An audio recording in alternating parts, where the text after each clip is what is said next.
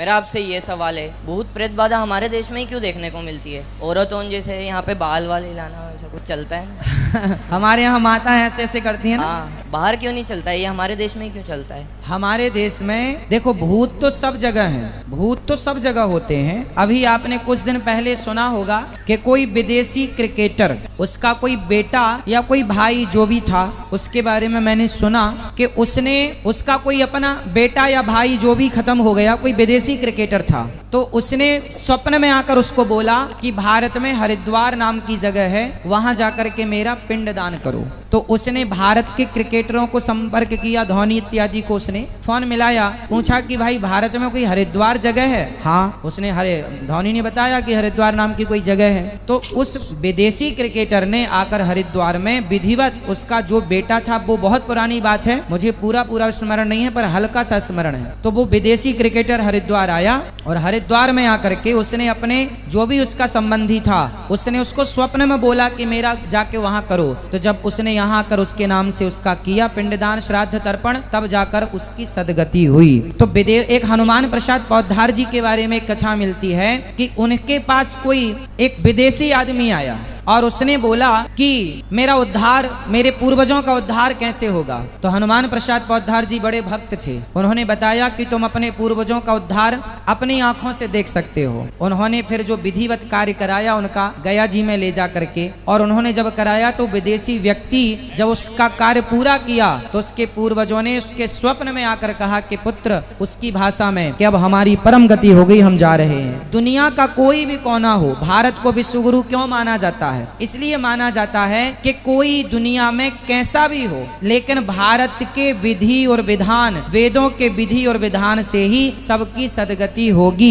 वरना लोग बिना गति के, वो देखो, सदगति का मतलब ये है कि किसी को प्रेत योनि मिली, भूत प्रेत योनि में चला गया और आपने उसको बीच में ही उसकी सदगति का कार्य किया तो उसकी सदगति हो गई। नहीं किया तो वो भोगता जब उसका कार्यकाल पूरा होगा तो वो अपने पूरे कार्यकाल होने के बाद उसका मोक्ष हो ही जाएगा। तो जल्दी के लिए हमारे यहाँ, उनके लिए हमारे यहाँ क्या करते हैं? जल दान करते हैं, श्राद्ध पक्षाराह तर्पण करते हैं, उनके नाम से कौआ को, कुत्ते को, जीव जंतुओं को। कितना साइंटिफिक है हमारे यहाँ कि बाप तुम्हारा मरा, दादाजी मरे तो दादा के नाम से कौए को खिलाते हैं। तो बताओ, कौए को खिलाना बुरी बात है? पक्षियों को खिलाने से कोई आपका अनाज कम होता है क्या? नहीं। इसी बहाने अब दादा मरा और खिला कौए को रहे हो, तो विधान कितना बढ़िया है हमारा कि चलो उनके नाम से हम कौए को खिलाएं, मतलब जीव जंतुओं की सेवा ही तो कर रहे हैं, कौन सा बुरा काम कर रहे हैं? तो भूत प्रेत सब जगह है, जो मरेगा गलत काम करके उसे प्रेत योनि में जाना पड़ेगा, चाहे भारत में मरे या लंदन में मरे या जापान में मरे।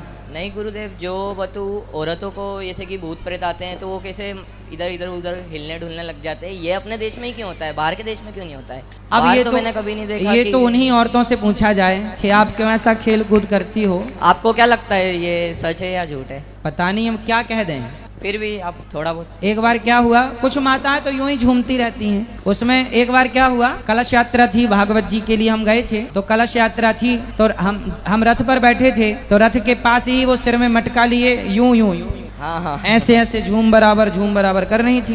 तो बहुत लोग नारियल तोड़ के उनके ऊपर ऐसे पानी का छिड़काव कर रहे थे, पर वो भूत उतरे ही ना। तो फिर हमने किसी से कहा कि कह दो कि पायल कहाँ है तुम्हारी? तो किसी ने जाकर बोला तुम्हारे एक पाँव की पायल कहाँ गई? तुरंत उसने दूसरा पाँव देखा। तो कुछ लोग असली होते होंगे, भगवान जाने, होता होगा कुछ शक्ति प्रवेश करती होगी, राम जाने, पर कुछ लोग तो यूं ही मस्त आनंद में रहते हैं, उनको भी मौका मिलता, कभी शराबी नहीं झूमता ऐसे, उसको भी लगता मैं भी देखूं क्या मजा है इसमें, तो झूम के देख। मैं सही सुना हूँ कि हर मुसलमान के लिए आखिरी रसूल मोहम्मद सल्लल्लाहु अलैहि वसल्लम में जिन के लिए कौन आखिरी रसूल है? ये आपका सवाल है ना? जिन के लिए? Yes sir. जिन भाई साहब, आखिरी रसूल मोहम्मद सल्लल्लाहु अलैहि वसल्लम सिर्फ मुसलमानों के लिए नहीं, सारे इंसानों के लिए, चाहे हिंदुस्तान में पैदा हो, पाकिस्तान में, सऊदी अरेबिया, USA, कनाडा, चाहे हिंदू खानदान में पैदा हो, क्रिश्चियन खानदान में पैदा हो, सारे इंसानों के लिए आखिरी पैगम्बर मोहम्मद सल्लल्लाहु अलैहि वसल्लम है। कुरान मजीद की आयत है सूरह अंबिया में, सूरह नंबर 21 आयत नंबर 107 में, वमा अरसलनाका इल्ला रहमतल आलमीन, कि हमने तुम्हें भेजा है रहमत बना के सारे आलमीन के लिए, सारे इंसानों के लिए और जिन के लिए भी। मोहम्मद सल्लल्लाहु अलैहि वसल्लम सिर्फ इंसानों के लिए नहीं, जिन के लिए भी आखिरी पैगंबर मोहम्मद सल्लल्लाहु अलैहि वसल्लम है, और आखिरी वही जो नाजिल हुई वो है कुरान शरीफ। इसीलिए कुरान के अंदर एक चैप्टर, एक सूरा है जिसका नाम है सूरा जिन। भाई साहब ने बहुत अच्छा सवाल पूछा है और बहुत अहम सवाल पूछा है। वो कहते हैं कि वो इंसानियत धर्म में मानते हैं, सारी मजहब की किताब को पढ़ते हैं, लेकिन यहाँ देख रहे हैं कि जाकिर बाकी लोग का हवाला देखे, लेकिन इस्लाम कहते हैं कि इस्लाम फाइनल है, इस्लाम मेन है। ये आपने जैसा कहा, इस्लाम मेन है। भाई साहब ये मैं नहीं कह रहा हूँ, ये वेद में लिखा है।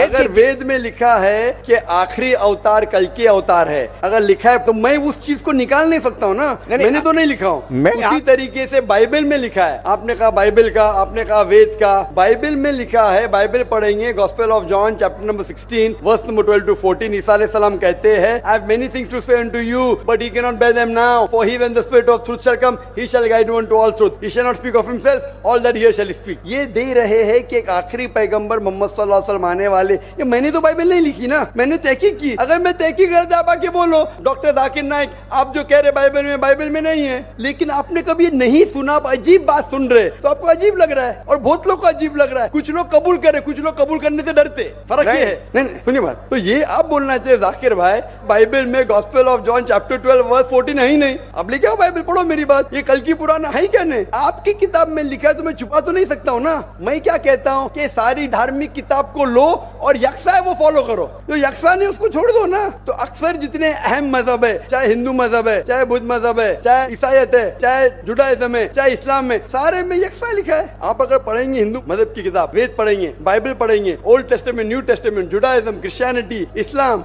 ये चारों मेन मजहब को आप लेंगे, सब में लिखा है खुदा एक है, उसका कोई अक्स नहीं है, आखिरी पैगंबर मोहम्मद सल्लल्लाहु अलैहि वसल्लम है। तो मैं थोड़ी छुपा सकता हूँ, मुसलमान भी चौंक जाते। इस्लाम और हिंदुइज्म में यकसानियत हो ही नहीं सकती। कितने मुसलमान मेरे खिलाफ है, हिंदुइज्म और इस्लाम में यकसानियत हो ही नहीं सकती। लेकिन जब खुदा फरमाते तालव इला कलिमतिन सवाइम बैना बैनकुम, आओ हम उस बात की तरफ जो यकसा है। मैं भाई साहब जितनी लंबी तकरीर में दे सकता हूँ हिंदू और इस्लाम मजहब में यकसानियत, उससे लंबी तकरीर दे सकता हूँ डिफरेंसेस के ऊपर, इख्तिलाफ पे। लेकिन मेरा काम इख्तिलाफ ने, मेरा काम यकसानियत का है, क्योंकि मैं तालिब इल्म हूँ। मैं अगर तकरीर करने लगूं कि हिंदू मजहब और इस्लाम में डिफरेंस क्या है तो और लंबी तकरीर कर सकता हूँ मैं। लेकिन मेरा काम है लोगों को जोड़ना, लोगों को तोड़ना नहीं। लेकिन जोड़ते वक्त जब मालूम पड़ रहा है सही, अगर बाकी के धार्मिक गुरु अपने लोग से नहीं कह रहे क्या उनके किताब में लिखा है कि खुदा एक है, खुदा के अलावा किसी की और पूजा नहीं करना चाहिए, आखिरी पैगंबर मोहम्मद सल्लल्लाहु अलैहि वसल्लम, उनकी गलती है, मेरी गलती क्या है? और मैं तो खुले मंच पे बोल रहा हूँ ना, और मैं कहता हूँ कि आओ